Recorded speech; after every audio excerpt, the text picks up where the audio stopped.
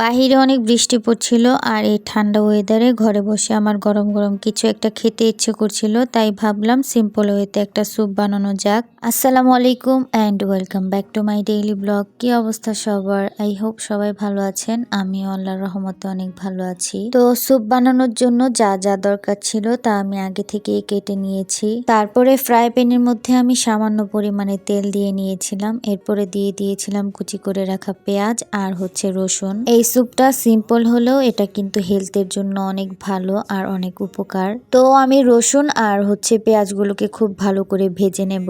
এই যে পেঁয়াজ আর রসুনগুলো ব্রাউন করে ভাজা হয়ে গিয়েছে, এখন আমি এখানে দিয়ে দিব পরিমাণ মতো পানি। পানি অ্যাড করা হয়ে গেলে এখানে দিয়ে দিব কেটে রাখা টমেটো গুলো।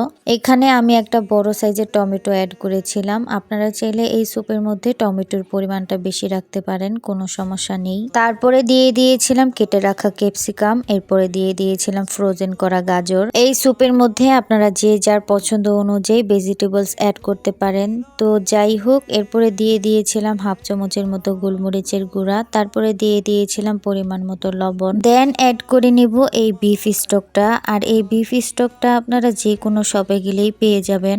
আর এই একটা বিফ স্টক দিয়েই আপনারা অনেকগুলো স্যুপ রান্না করে ফেলতে পারবেন। বিফ স্টকটা দেওয়ার কারণ হচ্ছে এতে করে স্যুপের টেস্টটা একদমই চেঞ্জ হয়ে যায় আর খেতেও অনেক ভালো লাগে। আপনারা চাইলে এটাকে অ্যাভয়েডও করতে পারেন, কোনো সমস্যা নেই। তো এখন আমি স্যুপটাকে কিছুক্ষণের জন্য ঢেকে রেখে দেব।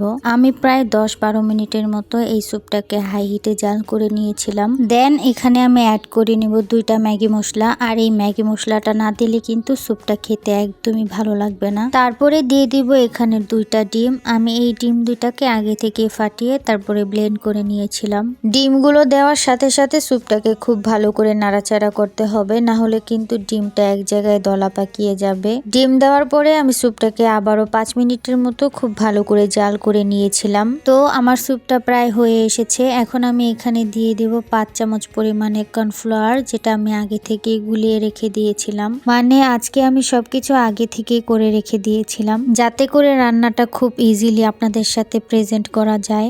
বাই দ্য ওয়ে, স্যুপটা আপনারা কতটুকু ঘন খেতে পছন্দ করেন বা কতটুকু লিকুইড খেতে পছন্দ করেন সেটার উপর ডিপেন্ড করে কর্নফ্লাওয়ারটা দিয়ে দিবেন। আমি যেহেতু স্যুপটা একটু লিকুইড খেতে পছন্দ করি, এই জন্য 4 চামচ কর্নফ্লাওয়ার আমার জন্য পারফেক্ট ছিল। তো আমি স্যুপটাকে আবার কিছুক্ষণের জন্য হাই হিটে জাল করে নেব। স্যুপটা জাল দেওয়া হয়ে গিয়েছে। এখন আমি এখানে দিয়ে দিব ঝালের জন্য কাঁচামরিচ, তারপরে ফ্লেভারের জন্য দিয়ে দিব লেমন পিল, মানে লেবুর খোসা, যেটা আমি আগে থেকে ব্রেড করে রেখে দিয়েছিলাম। ওই যে বললাম না আজকে আমি সবকিছু ফাস্ট করে রেখে দিয়েছি। তো ফাইনালি আমার স্যুপটা একদম প্রপার ভাবে হয়ে গিয়েছে। এখন জাস্ট এখানে আমি একটু লেমন জুইস অ্যাড করে নেব।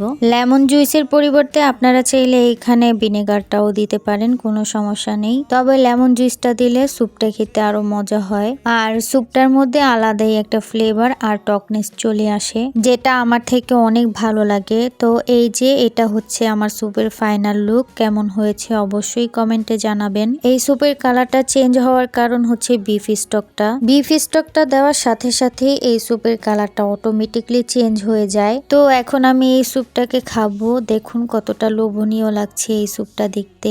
আপনারা চাইলে বৃষ্টির দিনে এই স্যুপটাকে বাসায় বানিয়ে ট্রাই করতে পারেন। এটা অনেক মজা আর অনেক হেলদি। তো আজকের জন্য ভিডিওটা এই পর্যন্তই। দেখা হচ্ছে আবার কোনো নেক্সট ভিডিওতে। ততদিন ভালো থাকুন, সুস্থ থাকুন। আল্লাহ হাফেজ।